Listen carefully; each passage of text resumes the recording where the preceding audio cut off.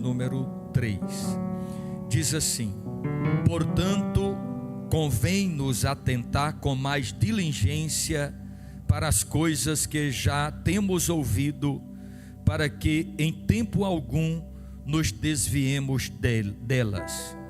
Porque se a palavra falada pelos anjos permaneceu firme, e toda transgressão e desobediência recebeu a justa retribuição, como escaparemos nós, se não atentarmos para uma tão grande salvação, a qual, começando a ser anunciada pelo Senhor, foi-nos depois confirmada pelos que a ouviram?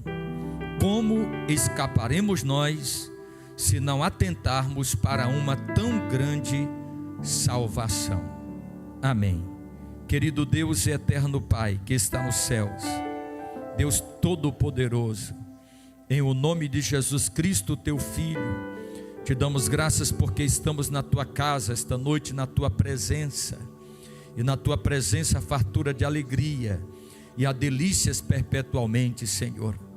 Para aqueles que estão sintonizados com o céu, evidentemente o teu Espírito já está lhe falando ao coração desde quando começamos este culto, e nós oramos para que o Senhor continue falando conosco através agora da tua palavra, que o nosso coração, que é entendimento, o nosso ser interior esteja apto a receber aquilo que o Senhor quer falar conosco nesta noite, Pai. Nós te pedimos isto e te agradecemos no nome de Jesus. Amém e amém. Você pode sentar adorando a Deus. E eu quero dizer para você que dar glória a Deus aqui é de graça, meu irmão. Eu não glorifico a Deus porque sinto, mas glorifico a Deus para poder senti-lo. Meu amado irmão, igreja do Senhor Jesus, todos nós somos sabedores que durante o tempo em que Jesus esteve nesta terra, Jesus atraiu após si uma gama de seguidores, homens de todas as camadas sociais e de todas as faixas etárias foram atraídos para o Senhor Jesus Cristo.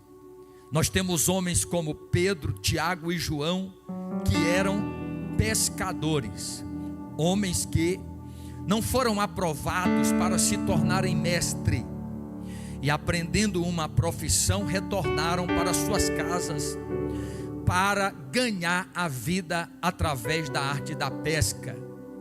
Mas nós tivemos também homens como Zaqueu, que era um cobrador de impostos. E ser cobrador de imposto não era para qualquer um, precisava ter o conhecimento das letras, assim como também da matemática. Nós temos homens como Mateus, que trabalhava numa alfândega, e trabalhar na alfândega era como nos nossos dias fosse um procurador da Receita Federal. Ele era o chefe de cobradores de impostos. Temos homens como Nicodemos, que não era só um mestre da lei, mas era também um príncipe. Se você ler o Evangelho de João, o texto vai dizer que ele era um dos príncipes da nação de Israel. Mas não só um príncipe, também um membro do Sinédrio, dos 70, os 73, que era o número de homens que compunham o Sinédrio, que eram os responsáveis para julgar a nação de Israel dentro das leis religiosas. Era mestre, um doutor da lei, era um príncipe da nação. Temos um homem por nome Paulo, que vocês conhecem, que não era só mestre da lei. Paulo era um erudito, Paulo era um advogado, Paulo era um poliglota, Paulo era um mestre da lei. O que estes homens têm a ver um com o outro? Socialmente nada a ver um com o outro. Cada um deles tinha uma posição social, uma condição social, mas todos estes homens foram atraídos para Jesus Cristo, independente da condição social, da posição social ou do que eles eram. E por que eles foram atraídos para Jesus? Eles foram atraídos para Jesus por causa de algo comum que estava no seu coração: a necessidade de serem salvos, a necessidade de salvação. Pedro, Tiago e João, vivendo a sua vida na pescaria, não foi o suficiente para que eles pudessem sentir-se salvos ou encontrar-se como salvos. Da mesma forma, Nicodemos, um príncipe da nação israelita, sendo membro do Sinédrio e tendo uma posição social elevada na nação hebraica, ter esta posição social também não foi suficiente para sentir-se salvo. Da mesma forma, Paulo, da mesma forma, Mateus, da mesma forma, Zaqueu. Mesmo que estes homens estivessem separados socialmente pela condição e pela posição, estes homens foram levados até Cristo por algo comum: a necessidade de serem salvos, a necessidade de salvar a sua vida e a necessidade de salvar a sua alma. Observe que tudo que eles viveram e tudo o que eles conquistaram não foi o suficiente para salvar as suas almas. Existia na vida destes homens o que nós chamamos de vazio de Deus. Existe um ditado no meio cristão que foi cunhado há muitos séculos atrás, que existe um vazio dentro do coração do homem do tamanho de Deus. Existe um vazio dentro do coração do homem do tamanho de Deus. Quando Deus fez o primeiro homem, Adão, Deus preenchia esta necessidade de Adão de ter uma vida com Deus. Deus, ao descer no jardim, na viração da tarde, na viração do dia, supria esta necessidade de Adão. Adão era um homem completo, não só na forma como ele foi feito, mas também era um homem completo na forma como Deus o completava, porque Deus todos os dias descia na viração da tarde e estava com a sua criatura. Mas Deus sabia que o homem um dia se afastaria de Deus e se desviaria de Deus. E Deus, sabendo que um dia o homem se desviaria dele e se afastaria dele, Deus colocou dentro do homem um caminho pelo qual um dia este homem, quando sentisse necessidade de Deus, ele retornaria para a sua casa e ele retornaria para o seu Criador. Se você ler a palavra do Senhor no livro de Provérbios, no capítulo de número 3, o versículo de número 11, Salomão vai dizer: tudo fez formoso em seu tempo, e também colocou a eternidade no coração do homem. Colocou a eternidade no coração deles, sem que o homem possa entender ou descobrir a obra que Deus fez desde o princípio até o fim. Veja, repito, sabendo Deus que um dia o homem se afastaria de Deus, se desviaria de Deus, Deus colocou dentro do homem um caminho pelo qual um dia, quando este homem sentisse a necessidade de voltar para o Criador, de voltar para a sua casa, de voltar para Deus, este homem, se quisesse, ele se utilizaria deste caminho para retornar para o Senhor. Muitas das vezes, quando o homem não encontra este caminho, a eternidade que Deus colocou dentro dele, para se encontrar com aquele que o criou, O homem tenta preencher esta necessidade de Deus com as coisas desta vida, com as coisas deste mundo. Todo aquele que nunca teve um encontro verdadeiro com Deus, que nunca teve um encontro real com Deus, mesmo estando dentro da igreja, Deus não lhe preenche. Ele vai tentar preencher a necessidade de Deus com as coisas desta vida. Ele vai tentar preencher a necessidade de Deus com as coisas deste mundo. É por isso que quando o homem não se encontra com Deus, para Deus preencher o seu ser, suprindo esta necessidade de eternidade, o homem vai tentar preencher este vazio de Deus com as coisas deste mundo. Como as coisas deste mundo, elas não podem preencher o vazio que há dentro do homem, que é do tamanho de Deus, o homem vive sempre numa inconformação total. As coisas da vida, as coisas que ele busca e as coisas que ele conquista nunca o satisfazem, porque coisas não podem suprir a necessidade que só Deus pode suprir na vida de um homem. Existem pessoas, eu estava ouvindo uma palavra, uma pequena palavra de uma grande cantora famosa no Brasil, e ela dizia que não foi tomada pelo espírito que costumeiramente toma conta da vida dos famosos e dos ricos e dos milionários, que pega a sua fortuna e aplica em 10 carros de uma marca diferente, cada um deles valendo $1 milhão, $1 milhão, porque estas pessoas pegam sua fortuna e constroem casas, conforme diz o salmista no Salmo 37 e outros salmos, e se tornam como se fossem os únicos moradores na face da terra, e suas casas se tornam suas fortalezas, e enchem as garagens das suas casas e mansões de carros que talvez ele ande neles uma vez na vida, ou talvez não ande. Ela dizia: por que eu compraria 10 grandes Ferrari se às vezes eu não consigo andar no único carro que eu possuo? Mas porque eles fazem isto?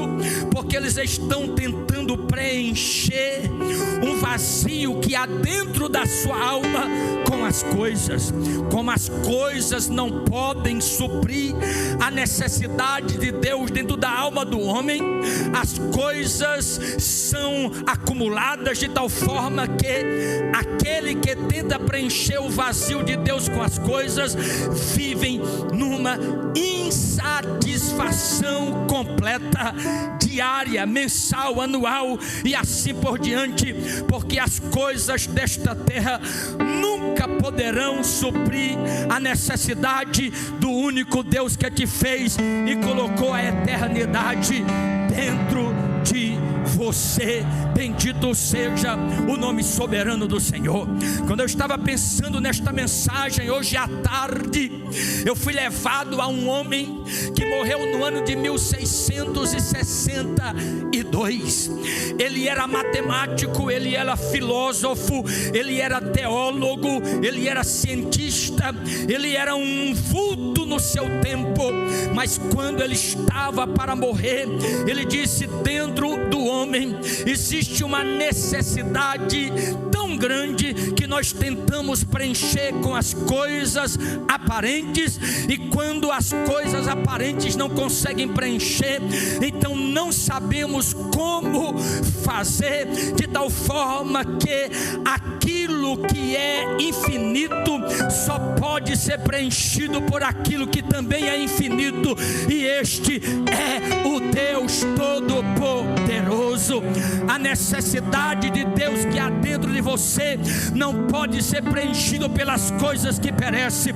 Este abismo e este vazio que às vezes te faz se encontrar em angústia, que às vezes te faz se encontrar em tristeza, que às vezes te faz te encontrar em sofrimento, em não se encontrar dentro de você, não pode ser preenchido com as coisas desta terra.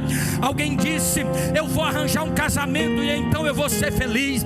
Aí ele percebe que mesmo vivendo bem no casamento, ele não é completamente feliz.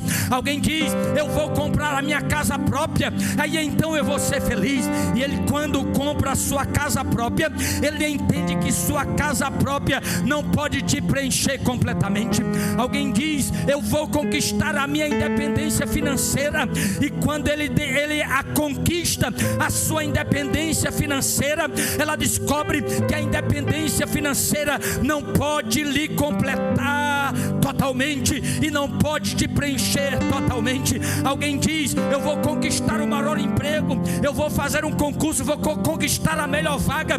Ele passa, ele se esforça, ele conquista, mas quando ele está lá, ele percebe que aquele emprego é nada mais, nada menos aquilo que Salomão fala sobre a vida, passageiro e vaidade. Tudo é vaidade, porque nada que você conquistar nesta vida poderá preencher um vazio que é do tamanho de Deus. Só Deus nesta noite pode te ajudar a voltar para casa transbordando, cheio, curado, restaurado, porque isto aí que está dentro de você, muitas das vezes não é a falta de uma igreja melhor, de uma igreja mais avivada, de um povo mais amoroso, mas isso aí talvez seja a necessidade de Deus te preencher por completo e te encher por completo nesse abismo que existe na sua alma. Bendito seja o nome soberano do Senhor, pois Ele é a eternidade no coração do homem. Mas o homem não pode entender as obras que Deus fez desde o princípio. Adão, quando perdeu a comunhão com Deus, Adão transferiu para nós esta necessidade de Deus, este vazio de Deus, esta falta de Deus, cujas coisas materiais não têm o poder para preenchê-las. Se você ler a Bíblia no Evangelho de João, no capítulo de número 7 e no versículo de número 37, quando Jesus estava na última semana do seu ministério terreno e estava visitando periodicamente a cidade de Jerusalém, cumprindo e terminando a sua missão, um dia os seus irmãos chegaram para ele e perguntaram: você não vai subir para Jerusalém? Você não vai subir para a festa dos tabernáculos? E a Bíblia diz que naquele momento, até então, os seus irmãos não o tinham conhecido e ainda não criam nele. Jesus disse: vocês vão primeiro e depois então eu irei. Jesus chega em Jerusalém no último dia da festa dos tabernáculos. E no último dia da festa dos tabernáculos, a história diz, Champlin vai falar na sua enciclopédia, que no último dia da festa dos tabernáculos, o sacerdote, ele pegava, juntamente com uma comitiva de levitas, uma jarra, ia a um tanque por nome Tanque de Siloé, que significa enviado, enchia aquela taça com água, colocava vinho dentro dela e vinha em uma procissão cantando louvores. Quando chegava no templo, junto ao altar do holocausto, ele dava 7 voltas ao redor do altar, e quando ele terminava a 7ª volta, o sacerdote derramava a taça com água sobre o altar.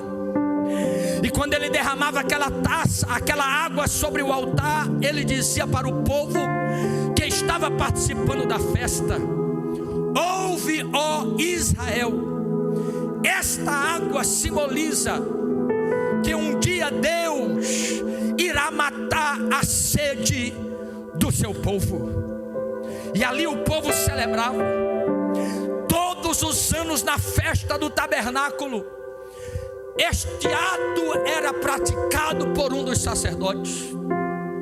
Mas em João, no capítulo 7, neste último dia da festa, quando o sacerdote foi buscar uma taça de água no tanque de Siloé, e deu 7 voltas ao redor do altar, e depois derramou a água sobre o altar e disse: ouve, ó Israel, esta água simboliza que um dia Deus matará a sede do seu povo.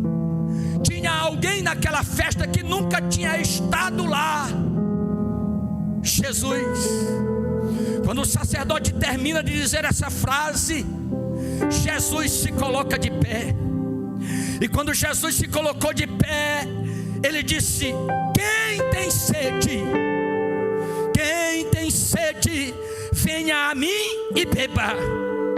Porque aquele que crê em mim, como diz as Escrituras, rios de água viva fluirão do seu ventre. Tem tradução que diz: rios de água viva fluirão do seu interior. Repito, tem tradução que diz: rios de água viva fluirão do seu ventre. E tem tradução que diz: rios de água viva fluirão do seu interior. Ou seja, se naquele dia o sacerdote estava dizendo que aquela água derramada representava Deus que um dia supriria a sede do seu povo, parafraseando o texto, Jesus se levantou e disse: eu sou esta água. Oh glória! Eu sou esta água. Quem tem sede, venha a mim e beba. Porque crê em mim, quem crê em mim, como diz as Escrituras, rios de água viva fluirão do seu ventre. Agora olha aqui para mim.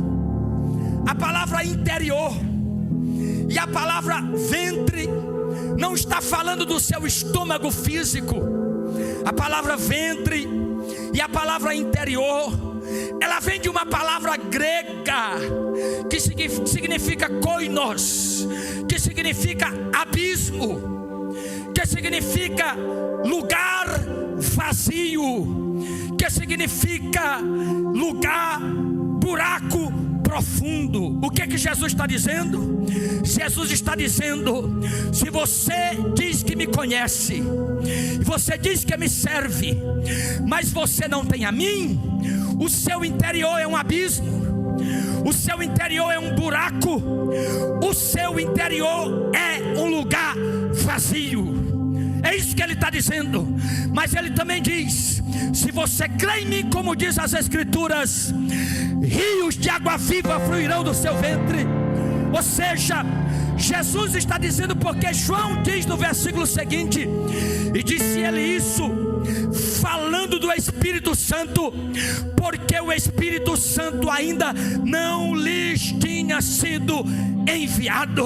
Ou seja, Jesus está dizendo, em outras palavras, que existem pessoas que tentam preencher o abismo da sua alma, que tentam preencher o vazio da sua alma, que tenta preencher o buraco que há na sua alma. Tem gente que quer preencher com bebida, tem gente que quer preencher com sexo, tem gente que quer preencher com drogas, tem gente que quer preencher com dinheiro, tem gente que quer preencher com posição social, tem gente que quer preencher com coisas. Mas Jesus está dizendo: só o meu Espírito preenche este buraco, só o meu Espírito preenche esse abismo, só o meu Espírito preenche a sua alma. Se você crê em mim, rios de água viva fluirão do seu interior, do seu interior, do seu interior, do seu interior, do seu interior.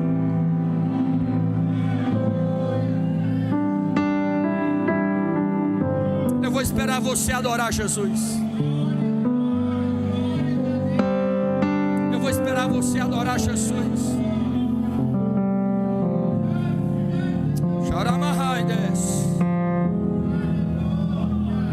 Este lugar vazio, que você tenta preencher com pessoas, com amizade, com dinheiro, com fama, nunca vai ser preenchido. Esse buraco e esse abismo só pode ser preenchido quando o Espírito Santo te encher por completo. Oh, bendito seja o nome soberano de Jesus.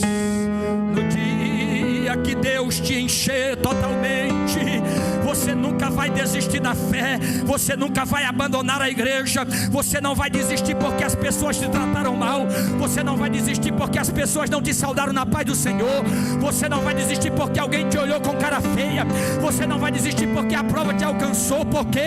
Porque Deus te enche de dentro para fora, Deus te enche de dentro para fora, e aconteça o que acontecer, Ele te completa, porque foi Jesus quem disse: se você crê em mim, como diz a Escritura, eu encho esse abismo, eu encho esse lugar vazio, eu encho esse buraco do meu Espírito, oh glória, e eu encho até transbordar, até transbordar. Eu vou deixar você adorar Jesus.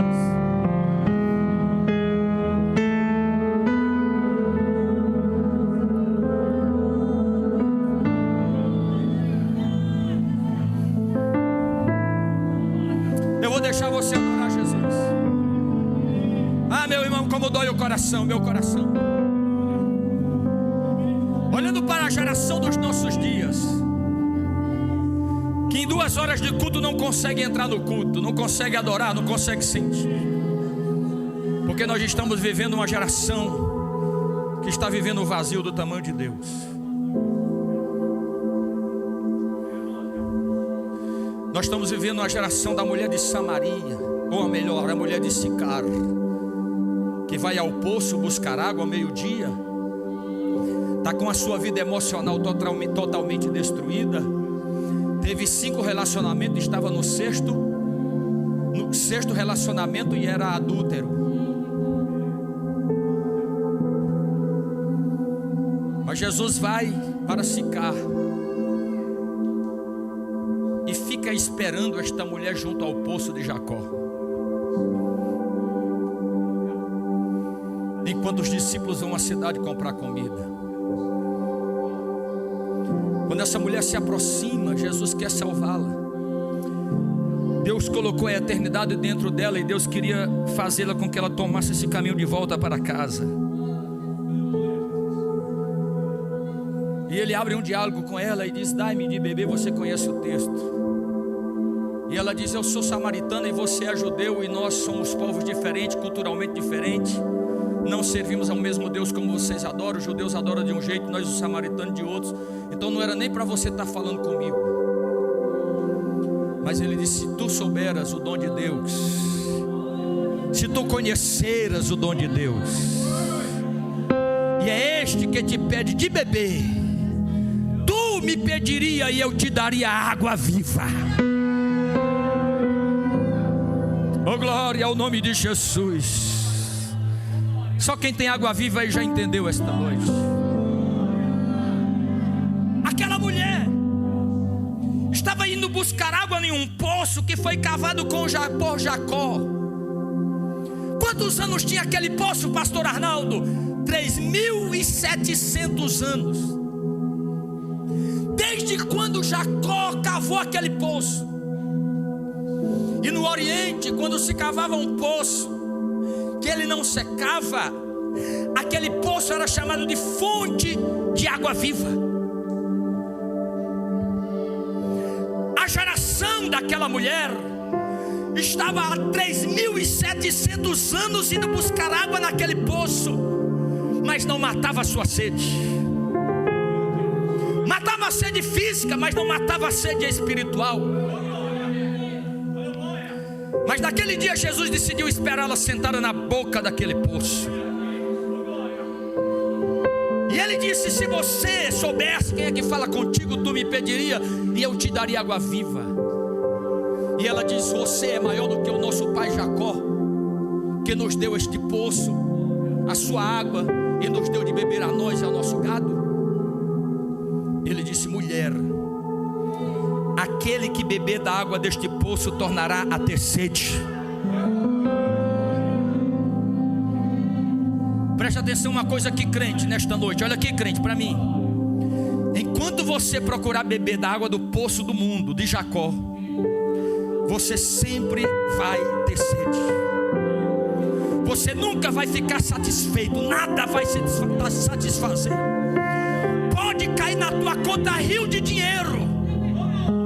Às vezes, irmãos, às vezes eu vou ao centro da cidade resolver alguma coisa no banco. Às vezes no final da tarde, quando eu saio aqui das preparações das mensagens, e geralmente eu sempre encontro um homem ali, um advogado muito bem sucedido aqui na cidade do Prata.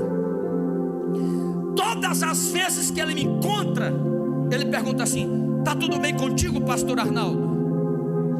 E eu digo para ele: está tudo bem comigo, e com você está tudo bem? Ele disse: está não, porque eu estou tentando ficar rico e não consigo. Sempre ele me fala isso. Semana passada eu encontrei com ele no banco, só eu e ele. Eu disse: tudo bem com você? Ele disse: tudo bem. Como é que está, pastor? Tudo bem? Tudo bem. Eu falei: e você, como é que está? Ele disse: rapaz, comigo não está bem, porque eu estou tentando ficar rico e não consigo. Aí eu falei para ele: eu sei por que você não está contente. Por quê? Eu digo: porque a medida do ter nunca enche. Porque enquanto você ficar buscando água no poço de Jacó, você nunca vai ficar satisfeito. Deus pode te dar a melhor casa, o melhor carro, o melhor emprego, o melhor marido, a melhor esposa, os melhores filhos, e mesmo assim não vai preencher o vazio da tua alma. Jesus disse para ela: se você beber desta água, você tornará a ter sede. Mas se você beber da água que eu lhe der, oh glória ao nome de Jesus, nunca mais você terá sede. Porque aquele que beber da água que eu lhe der, se fará nele uma fonte de água jorrar para a vida eterna. Deus esta noite quer preencher o buraco na alma de alguém, encher até transbordar, até transbordar, até transbordar, até transbordar. Fica de pé comigo adorando a Jesus esta noite.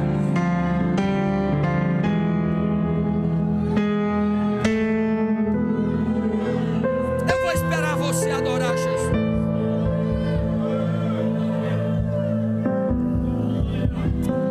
Eu vou esperar você adorar Jesus. Se você trouxe glória, adore a Ele com glória. Você trouxe aleluia, adore a Ele com aleluia. Eu vou esperar você adorar Jesus esta noite. De duas coisas uma, que esta noite ou você está cheio e transbordando, ou você está vazio e precisa ser cheio. Oh glória, Deus está dizendo: se você crê, rios de água viva fluirão para dentro desse buraco, para dentro desse vazio, para dentro desse abismo. Se você crê.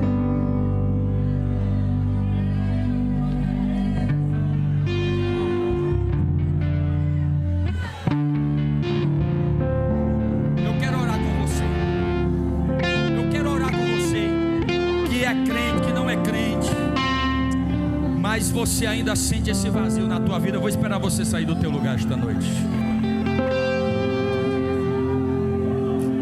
Eu vou esperar você aqui.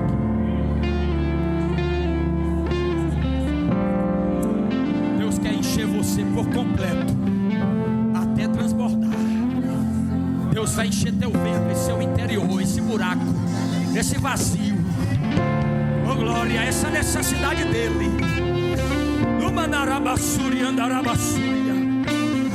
Eu vou esperar você esta noite. Eu sei o que eu estou pregando, irmão. Oh glória ao nome de Jesus. Deus quer encher você esta noite. Encher. Mas Ele não quer só encher não, Ele quer encher até transbordar. Ele quer que essa fonte aí se torne rio. Plenitude do Espírito. Oh glória. Plenitude do Espírito. É isso que Ele quer fazer na tua vida. Oh glória ao nome de Jesus. O caminho de volta Ele já colocou aí dentro de você.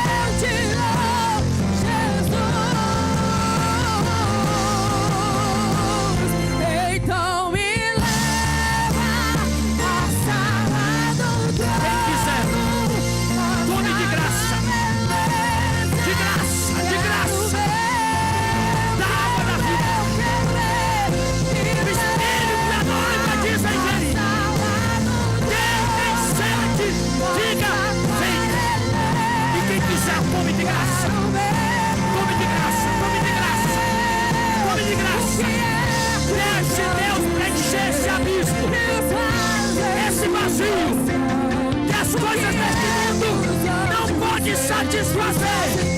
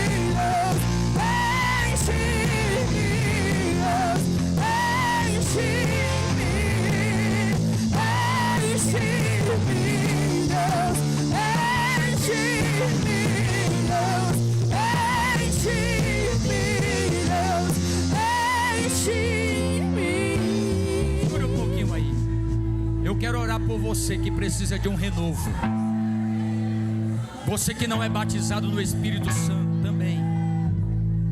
Eu vou esperar você sair do lugar, eu vou esperar a igreja. Você que precisa de um renovo espiritual, a sua vida espiritual a partir de hoje de alguém que depende disso. Oh, bendito seja o nome de Jesus. E eu sei que Deus quer fazer isso na vida de alguém aqui esta noite.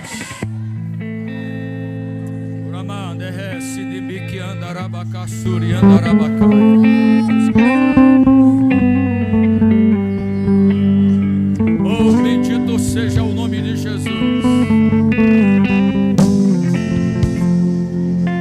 Oh, bendito seja o nome de Jesus.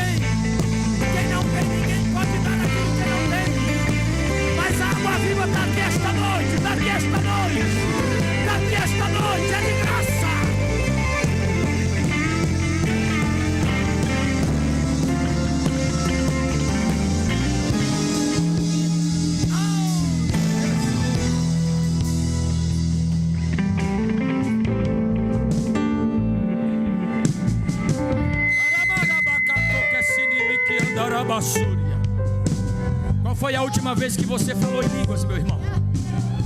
Você que é batizado no Espírito Santo, qual foi a última vez que você recebeu um renovo?